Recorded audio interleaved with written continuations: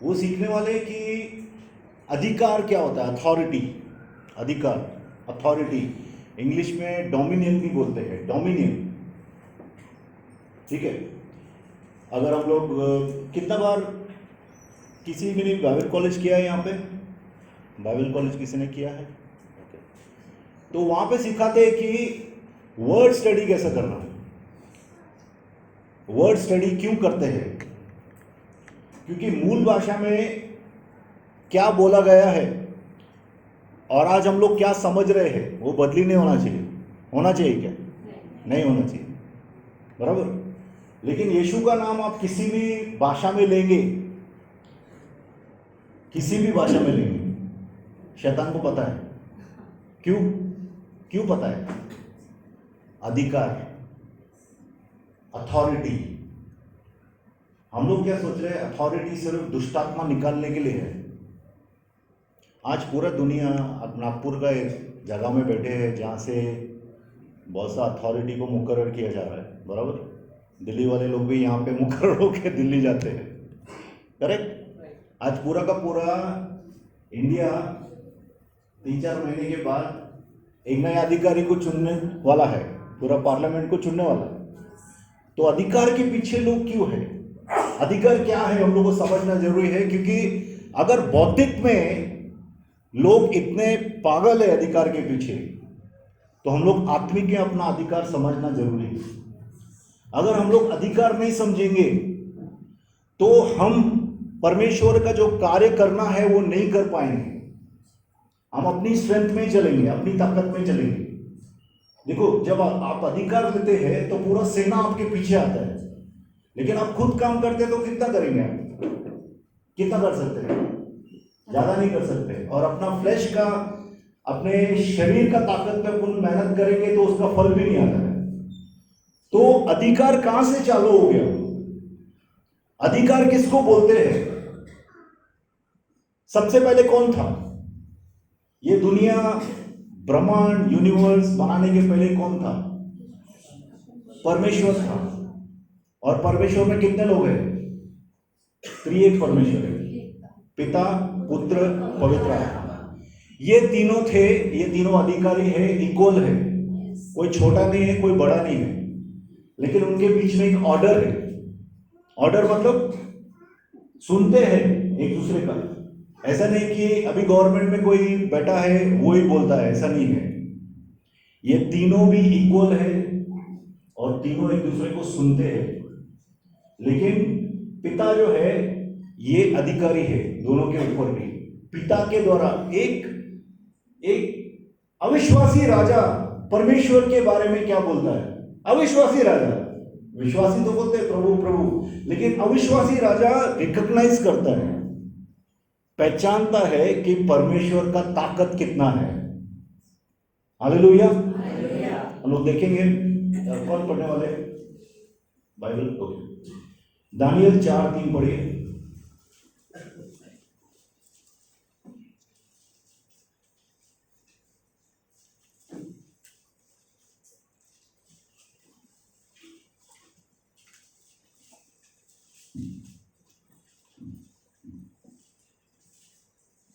उसके दिखाए हुए चिन्ह क्या ही बड़े और उसके चमत्कारों में क्या ही बड़ी शक्ति प्रकट होती है। उसका राज्य तो सदा का और उसकी प्रभुता पीढ़ी से पीढ़ी तक बनी रहती है। उसकी प्रभुता पीढ़ी से पीढ़ी बनी रहती है। हम लोग क्या बोलते हैं? राजा। ये लोग जैसा अभी आज के टाइम में राजा लोग नहीं है, लेकिन हम लोग बोल सकते हैं कि पीएम एक राजा है, लेकिन वो एक पीढ़ी में है। हो सकता है ये पीढ़ी से शायद 2024 के बाद वो नहीं रहे या रहे, कुछ भी हो, कोई भी हो। कोई भी राजा एक पीढ़ी में रहता है, लेकिन परमेश्वर पीढ़ी दर पीढ़ी राजा है। इसके लिए उसको बोलते हैं राजाओं का राजा। हालेलुया। उसका अथॉरिटी को पहचानना जरूरी है। प्रभु ने बोला। कौन प्रभु? अभी आप हमेशा सोचना, प्रभु मतलब कौन? पिता, पुत्र की पवित्र आत्मा। तो प्रभु कौन है? पिता ने बोला, जो बोला वो पुत्र है, वचन, और जो करने वाला वर्किंग फोर्स वो पवित्र आत्मा है। लेकिन तीनों भी एक है और तीनों पर्सन्स है, व्यक्ति हैं। हालेलुया। तो उसका प्रभुता हमेशा का है, पीढ़ी दर पीढ़ी का है, वो राजाओं का राजा है। हम लोग को देखो, अल्टीमेटली हम लोग अपने ऊपर आएंगे, लेकिन हम लोग को सीखना है। अभी आगे जाएंगे, दानियल 7:14 पढ़िए। देखो दानियल कभी लिखा गया है, हजारों साल पहले, यीशु के आने के पहले दानियल के बाद दानियल लिखता है। एक प्रॉफिट, एक भविष्यवक्ता, एक गवर्नर है, ठीक है, एक सिपह सालार है। वह लिखता है किसके बारे में? परमेश्वर के बारे में और परमेश्वर के बेटे के बारे में। अभी ये परमेश्वर के बेटे के बारे में क्या बोल रहे हैं? तब उसको ऐसी प्रभुता और महिमा और राज्य दिया गया हाँ। कि देश देश और जाति जाति के लोग और भिन्न भिन्न भाषा बोलने वाले सब उसके अधीन हो। उसकी प्रभुता सदा तक अटल और उसका राज्य अविनाशी ठहरा। अविनाशी ठहरा। अभी यहाँ पे लिखा गया है कि उसको राज्य दिया गया, राइट? ऐसा लिखा है। यीशु को राज्य दिया गया। अभी हम लोग ने बोला कि तीनों एक है, तीनों को अधिकार है। तो यहाँ पे ऐसा क्यों लिखता है कि यीशु को राज्य दिया गया? सोचने की बात है। इसके लिए बोल लिखा गया क्योंकि यीशु ने अपने आप को शून्य बना दिया। उसने बोला मैं तेरे साथ पिता, मैं तेरे जैसा हूं, लेकिन मैं खुद को शून्य करता हूं, मैं खुद को नील करता हूं। करेगा कोई शून्य इधर? कोई नहीं करेगा। कोई अपना कुर्सी नहीं बोलेगा बैठ, मैं नहीं बैठता, तू बैठ, नहीं करेगा। कभी कभी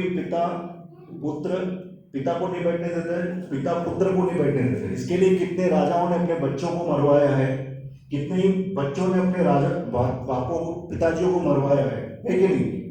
लेकिन यहाँ पे परमेश्वर का बेटा जो खुद राजा है, राजाओं का राजा है, परमेश्वर है, वो बोलता है आज से लेके मैं कुछ भी नहीं हूं, मैं शून्य हूं और मैं मनुष्य बनता हूं।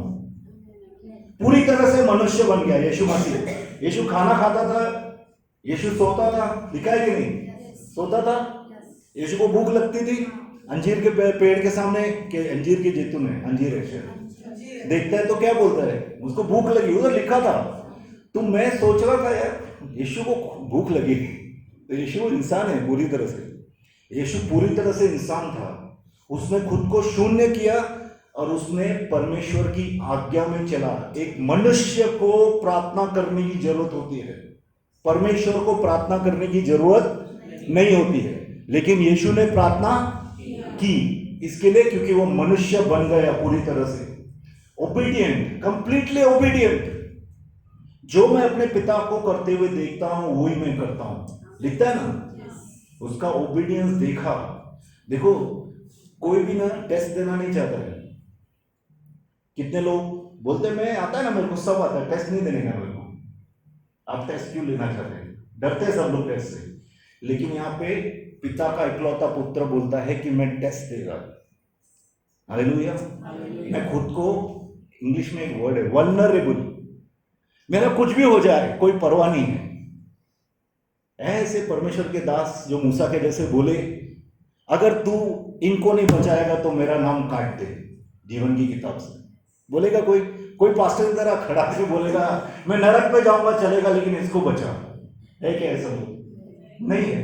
लेकिन ऐसे लोग परमेश्वर के दास हैं जो परमेश्वर और मनुष्य के बीच में खड़े रहते हैं और बोलते हैं परमेश्वर तू इनको बचा, नहीं तो मुझे भी मत बचा।